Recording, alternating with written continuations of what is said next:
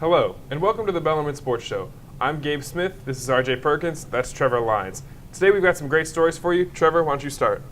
Thanks, Gabe. You know, for many college students, video games are a way of life. However, for the Bellarmine Knights baseball team, there's one video game that holds a special place in their hearts. Let's take a look. As the Bellarmine Knights baseball team heads into their season, they hope to build on a promising 2017 that saw the program's first NCAA tournament bid since 2013.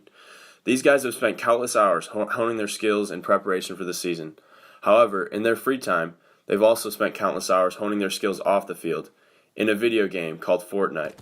As the most popular video game in the world, Fortnite has become a borderline addiction for many college students nationwide, and the Bellarmine team is no different. Almost the entire team has begun to get in on the action.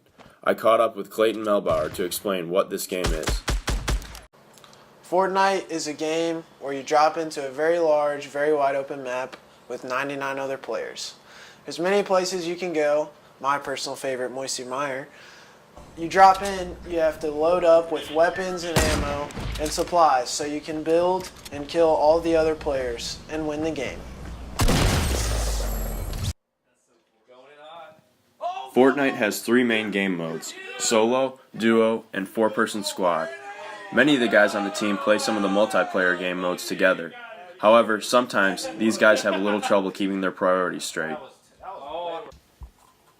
You know, when I'm in the bullpen, I really like to pick all the older kids' brains that are really more experienced and kind of up my game in Fortnite while I'm spending time at baseball. Because, you know, obviously, baseball's second, school's third, and Fortnite's tops it off. Just because, you know, you can't balance all of them. And I'm really chasing that first Fortnite dub in solos.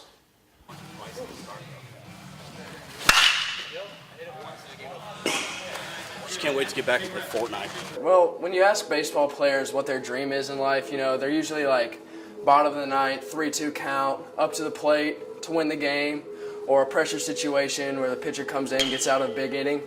But not me. I live for the big moments in Fortnite. Top 5 moments, hearts pounding, butterflies in the stomach, palms get sweaty. There's nothing better. Adrenaline pumping. It's the best high in the world. Yeah, my victory is one of the best moments of my life. I've went through so many tough losses and frustrating games. But in the end, it was all worth it. Well, it's pretty obvious that the best gun in the game is the Gold Scar. My personal favorite to use is probably one of the silenced pistols. Not only because it's silent, but it's also deadly. Out of all the Fortnite players on the team, there's one that's in a league of his own. I caught up with Griffin Neuer to see if he had any tips or tricks that the rest of us could learn from. So my advice for a beginner player would be to work on their fighting skills, go to Tilted Towers, get in as much fights as possible, get some experience. To work on your building skills, go to Moisty Mire, get some wood, practice building different towers as fast as you can, and then when you actually want to put it all together and see if you can win a game, try to go to a place where there's guaranteed loot and few people. Come on, Griff, you got this, man. This is no-fly zone here. Here's a little sneak peek at Griffin showing us how it's done. Oh, hello. Hello, Mr. Chest.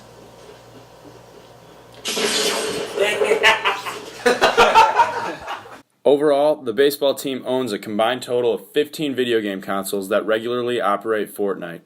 As the team begins its season with some high expectations this year, let's hope that they remember that the true battles are taking place between the foul lines. For Bellarmine Sports Broadcasting, I'm Trevor Lyons. You know, if you were wondering about that hole in the wall during the video, that was caused by Eddie Mathis throwing a controller through the wall. So that was a tough night for Big Ed. But on a better note, the Knights are going to be back in action at home the next 3 weekends. So come down to Knights Field and take a look. All right, now we've got RJ's story. What you got, RJ? All right, here's a story on 2 track Bellarmine athletes who became closer as friends as time went by, even though it was such a coincidence that they would end up here at Bellarmine University. Let's take a look. Bellarmine track athletes CJ Canada and Aaron Gilcrease have had a great indoor season so far. While they have been teammates, they have become closer as friends. I met him in kindergarten at Swarson Elementary School. Met him in kindergarten. We was in the same kindergarten class. So that's the first time I laid eyes on Aaron Gilcrease. While each had their own different paths early in their track careers, both led them right here at Bellarmine University. Found out when I went to go work out one day at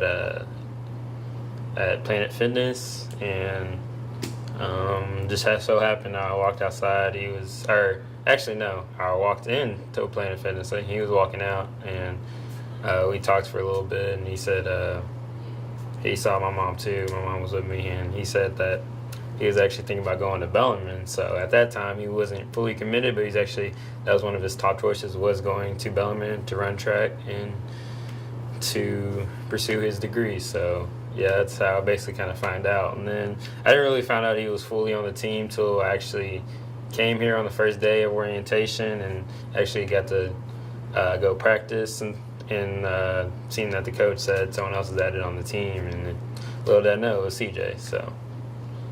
Right. I seen him at one of the track meets around, and he was wearing a Bellarmine shirt, so I just assumed he had committed.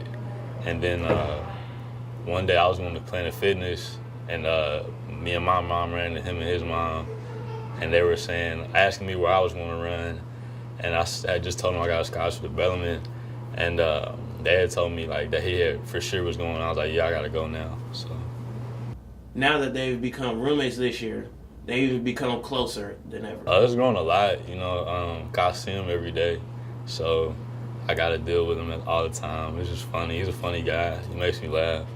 Every day is new, interesting, and you know, I ain't really know. We were cool in like kindergarten, but that was a long time ago, and then so now it's just like he's one of my close friends. So it's grown a lot, and like just putting in all the work we put in together.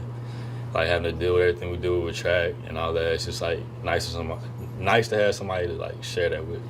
It's actually grown a lot, because over the years I would see him at the meets and we'll say what's up to each other and we'll race against each other and stuff. So it's kind of just like a little bit of a rivalry, and then eventually turned into like a brotherhood as soon as we found out we was on the team together, and we started hanging out a lot, and we just kind of developed our whole friend group, and eventually we decided to be roommates. So yeah, it's kind of developed like a little bit of a bond. Like I said, like a brotherhood. So being on the team as well, we kind of just be there to motivate each other, make sure we both get better at what we do, and we just push each other to be great. So. All right, as you can see in the video, it was such a coincidence that both of them were able to come here, even though they were childhood friends early in their lives, and they both ran track. So it was just it was good to hear that they both came here, and then now they're roommates. They were able to become have a closer bond and become closer. Well, I guess that leaves me. My story is about one of our own here at the Bellarmine Sports Network, Brad Washley, who's on the practice squad for the women's basketball team. Here's that story.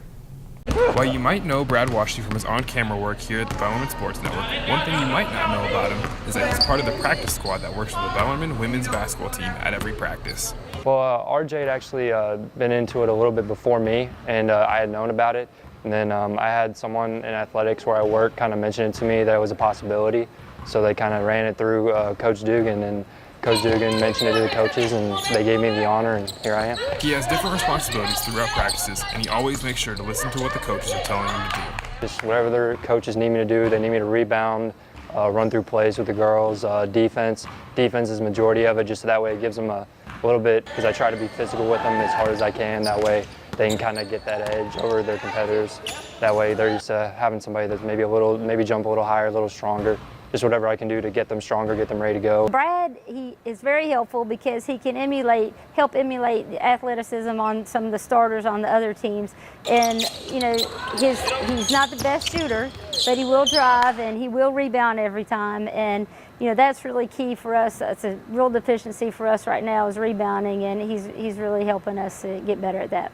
He plays men's club basketball here at Bellarmine, but he does say that his favorite part of the practices with the women's team are how well they are run, as well as the common desire for everyone on the court to grow their games and get better. I'd have to say it's been a while since I've been on, like, you know, that everyone knows who plays basketball, like there's that team atmosphere. Even though obviously it's RJ and I, we're like the two boys out of the whole girls team, but it's like a family, you know. We're all out here trying to get better, even individually with our own separate agendas. We're trying to get out here, just make the team better, and I think that's what unites us all. Is at the end of the day, even though it's not me out there, I'm not going to be the one playing. I want to do everything I can to help the girls succeed. Coach Litton definitely thinks that Brad has some very good qualities that help the women's team, as well as the potential to be very good for his own club team here at Bellarmine. On his own, he's a very good rebounder. He does what we say to do in practice, so he didn't get too creative. He shoots some crazy looking layups, but it's fun and it's fine because we ask him to be athletic. And you know, he's just a good fit with us, and he's really helped us. All our guys have helped us, and we just look forward to keeping practicing with him and seeing how far we can go. While he has seen the playbook for the women's team, he made sure that I knew he would never take plays from Coach Dugan's playbook and take them over to the club team. If I knew all the plays the way I think maybe they wanted me to, maybe I'd be able to help them a little bit more from there. I'm still learning the offensive plays, but I'm assuming it'll come more with time. The faster I pick them up, the better I pay attention. I'll be able to do more. But no, I would never do that. No, that's their own plays, and I would never do that. You can catch Brad on the court with the club team throughout the season at the Surf. For Bellarmine Sports Broadcasting, I'm Gabe Smith. You know, guys, I never realized that a lot of women's teams around the country actually use male athletes on their practice squad so their players can get used to a more physical presence down low in the paint and around the outside of the perimeter, just like we saw with our RJ Perkins, actually, who's also on the practice squad for the women's team, and Brad Washley, who we've seen here on camera. That's going to close out our Bellarmine Sports Show for this week, though. I'm Gabe Smith. This is RJ Perkins. That's Trevor Lyons. We'll see you next week.